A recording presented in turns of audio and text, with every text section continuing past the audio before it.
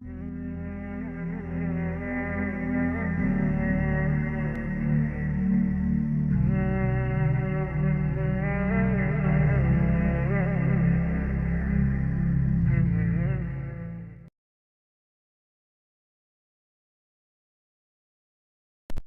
Note کر لیجئے، یہ کتابیں اگر آپ پڑھنا چاہیں تو کتاب الملاحم میں پڑھیے. بدترین عذاب عربوں پر آیا کھڑا ہے، سروں پر تنا ہوا ہے، بدترین. ایسی جنگ ہونی ہے الملحمۃ العظما، جس کو کہ میں بھی آپ کے گواہی پیش کر دوں گا، جسے کہا گیا ہے لاسٹ کروسیڈ. بش نے بھی کروسیڈ کا لفظ بول دیا تھا، پھر واپس لیا اس نے. نکل جاتی ہے جس کے منہ سے سچی بات مستی میں. فقیہ مصلحت بین سے وہ رندے بادہ خار اچھا، کروسیڈ کہہ کر پھر واپس لیا. یہ کروسیڈ، اس کے اوپر جس قدر نقصان ہونا ہے عربوں کا. گریٹر اسرائیل بنے گا، یہ عراق، شام، اردن، سعودی عرب کا کچھ شمالی علاقہ، ترکی کا جنوبی علاقہ، مصر کا صحرائے سینا، اور اس کے ساتھ ہی جو بہترین اس کا زرخیز ترین علاقہ ڈیلٹا آف نائل، یہ سب یہودیوں کے قبضے میں جائیں گے. اس کو حدیث میں کہا گیا الملحمۃ العظما. عیسائی 80 علم لے کر اے مسلمانوں تم پر حملہ آور ہوں گے، اور ہر علم کے نیچے 12,000 فوج ہوگی، 9.5 لاکھ فوج. یہ نیٹو کی تیاری کس کے لیے ہو رہی ہے؟ جب یو ایس ایس آر کا خاتمہ ہوا تو پوچھا گیا تھا نیٹو چیف سے، اب کس لیے؟ تمہارا وہ دشمن تو ختم ہو گیا، اب ہمیں اسلامک فنڈامنٹلزم سے نمٹنا ہے. وہ جانتے ہیں خطرہ یہی ہے، اب اسلام ابھر سکتا ہے. مسلمانوں کے سینوں کے اندر وہ آگ ہے، اوپر خاکستر آ گیا ہے، تم پہ اٹھانا بیٹھنا، یہ اندر تو انگارہ ہے، اوپر سے راکھ ہے، اس سے دھوکہ نہ کھا جانا ان کے دلوں کے اندر. اور بش نے کہا تھا مسلمان چاہتے ہیں کہ ہسپانیہ سے لے کر انڈونیشیا تک نظام خلافت قائم کریں. اور میں حیران ہوا تھا کہ اس کمبخت کو ہسپانیہ کا خیال کیسے آ گیا. ہمیں تو کبھی آتا ہی نہیں، اب ہم تو بھول گئے. وہ تو 500 برس پرانی بات ہے، جبکہ وہاں سے ہمیں نکال دیا گیا تھا. اگرچہ اقبال نے کہا تھا ہے ارض فلسطین پہ یہودی کا اگر حق، ہسپانیہ پر حق نہیں کیوں اہل عرب کا. ہسپانیہ میں تو 800 سال حکومت کی مسلمانوں نے، اور ابھی 500 برس ہی گزرے ہیں نا. یہودی تو ارض مقدس سے 2000 سال نکالے گئے. انہیں لا کے آباد کیا گیا، عربوں کے سینے میں خنجر بھونک دیا گیا. وہ چھوٹا سا ملک جو چاہتا کرتا، کوئی پوچھنے والا نہیں. امریکہ جیسے اپنے بیٹے کی حفاظت کرے ویسے کرتا اس کی. اور حضور نے فرمایا ہے وہ جنگ جب ہوگی تو ایک باپ کے اگر 100 بیٹے ہوں گے تو 99 ختم ہو جائیں گے، ایک بچے گا. یہ حدیث ہے، حدیث ہے صحیح. اور آپ نے فرمایا ویل للعرب من شر قد اقترب، عربوں کے لیے ہلاکت ہے، عربوں کے لیے بربادی ہے اس شر سے جو قریب آ چکی ہے. اور آج جس طرح انہوں نے ان کی تہذیب کو اختیار کر لیا ہے، دبئی جا کر دیکھیے، بدترین مغربی معاشرہ جو ہے وہ دبئی کے اندر ہم نے قائم کر کے دکھا دیا. اب سعودی عرب اس راستے پر بڑھ رہا ہے. اور اس کے بعد نمبر 2 پر جو ہے ہم پاکستانی ہیں. لیکن میں اس کے وہ پہلی بات جو کہہ رہا ہوں وہ تو یقینی ہے، اس میں تو احادیث صحیحہ موجود ہے. اگرچہ اس کے بعد پانسا پلٹے گا، پھر حضرت مہدی کا ظہور ہوگا، حضرت عیسیٰ کا نزول ہوگا، اور وہ گریٹر اسرائیل گریٹر گریو یارڈ بنے گا یہودیوں کا. ایک ایک یہودی قتل ہوگا اور دفن ہوگا. یہ بات میں ہونا ہے، میں پہلی بات برس کر رہا ہوں. وہ پانسا پلٹے گا جب پلٹے گا. ابھی جو سامنے ہے وہ کیا ہے؟ جس ملحمۃ العظما کہا حضور نے، جسے آرمگیڈون کہتے ہیں عیسائی. آرمگیڈون کی اگر کہیں جا کر آپ دیکھیں گے، آپ ڈکشنری میں مانی تو کیا لکھا ہے؟ A very big war which will be fought between the forces of evil and good before the end of this world. اس دنیا کے خاتمے سے پہلے خیر اور شر کی قوتوں کے درمیان بہت بڑی جنگ ہوگی. ارمجدون اسے کہتے ہیں عربی میں، اور ارمگڈون اسے کہتے ہیں انگریزی کے اندر. اور یہ بائبل کی آخری کتاب کے اندر ہے، جو اس میں کہ مکاشفات یوحنا، ریولیشنز آف سینٹ جان. یہ تو میں کہہ رہا ہوں یقین کے ساتھ، اور زیادہ دور نہیں ہے، آیا چاہتا ہوں.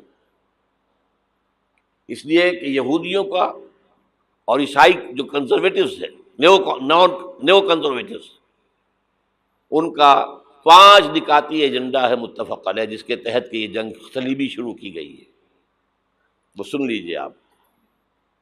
آرمیگیڈون نمبر 1، گریٹر اسرائیل قائم ہو جانا اس کے نتیجے میں نمبر 2، مسجد اقصی اور قبۃ الصغریٰ کو گرانا نمبر 3، وہاں 3rd ٹیمپل، وہ مسجد جو حضرت سلیمان نے بنائی تھی 1000 قبل مسیح میں، پھر برباد کی تھی نبوکدنضر نے، دوبارہ بنائی گئی، پھر دوبارہ ختم ہوئی 70 عیسوی تک گری پڑی ہے. ان کا خانہ کعبہ گرا ہوا ہے 70 عیسوی سے لے کر آج تک. ایک دیوار ہے ویلنگ وال، جہاں جاتے ہیں، روتے ہیں، پیٹتے ہیں، ماتم کرتے ہیں، وہاں وہ بنے گا 3rd ٹیمپل. اور نمبر 4، اس میں لا کر رکھا جائے گا تخت حضرت داؤد کا. یہ تخت کہاں ہے اس وقت؟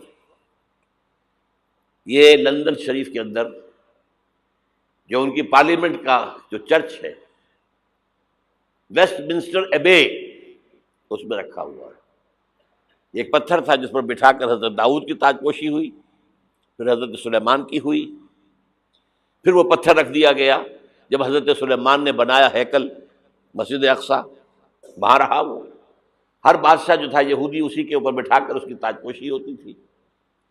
سن 70 میں ٹائٹس نے گرایا اسے، ہیکل کو، وہ پتھر لے گیا، وہاں سے روم گیا، روم سے آئرلینڈ گیا، آئرلینڈ سے اسکاٹ لینڈ آیا، اسکاٹ لینڈ سے انگلینڈ آیا، اور اب وہ رکھا ہوا ہے 14ویں صدی عیسوی سے آج تک. وہ ویسٹ منسٹر ایبے میں رکھا ہوا، ایک کرسی کی سیٹ میں اسے بنا دیا گیا ہے تخت کی شکل میں. اب انگریزوں میں کوئی ملکہ ہو، کوئی بادشاہ ہو جس کی بھی تاج پوشی ہونی اس میں ہوتی. یہ لا کر رکھا جائے گا 3rd ٹیمپل میں، اور اس پر یہودیوں کے خیال کے مطابق ان کا مسیحا آئے گا جو مسیح دجال ہوگا. عیسائیوں کے خیال کے مطابق حضرت عیسیٰ آئیں گے، وہ ہمارا بھی خیال ہے حضرت عیسیٰ آئیں گے علیہ السلام. بہرحال یہ تو بات کی باتیں ہیں نا. اس وقت جو میں عرض کر رہا ہوں، عربوں پر بہت بڑا عذاب، اور پاکستان کا معاملہ البتہ یہ ہے، میں یقین سے نہیں کہہ سکتا. ہینگنگ ان دی بیلنس، ہو سکتا ہے اللہ تعالی ہم پر رحم فرمائے، ہو سکتا ہے، اگرچہ اس کی کچھ شرائط ہوں گی.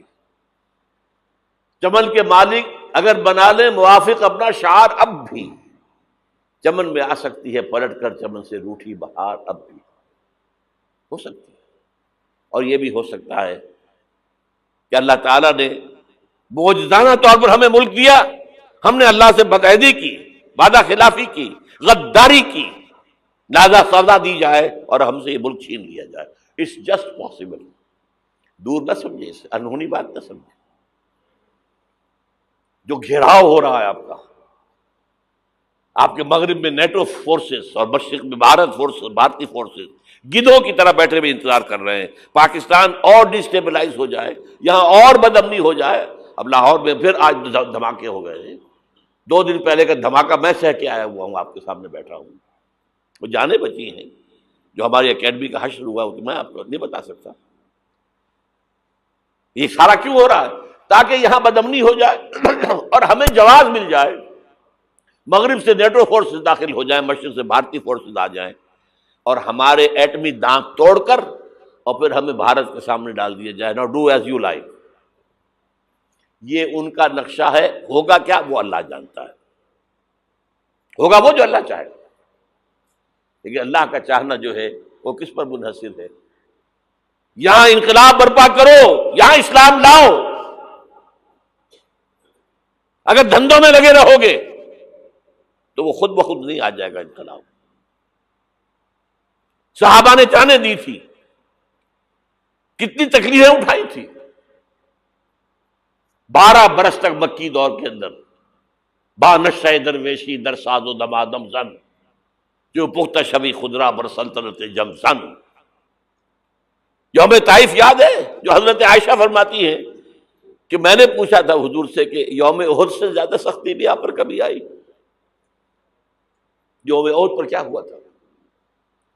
تلوار کا وار پڑا تھا آپ کے چہرہ مبارک، یہ جو رخسار کی ہڈی ہے اس کے اندر وار گیا ہے، اوپر خود کی 2 کڑیاں تھیں وہ اس میں گھس گئیں، 2 دندان مبارک شہید ہوئے۔ وہ خود کی کڑیاں ایک صحابی نے اپنے دانتوں سے پکڑ کے کھینچنے کی کوشش کی، دانت نکل گئے، وہ نہیں نکلی، کیا جتن کر کے نکالی گئی ہوگی تو خون کا فوارہ آیا، اتنا خون گیا ہے کہ آپ بے ہوش ہو گئے، گر گئے، اور مشہور یہ ہو گیا کہ آپ کا انتقال ہو گیا، شہادت ہو گئی۔ یہ سیرت کبھی پڑھی ہے؟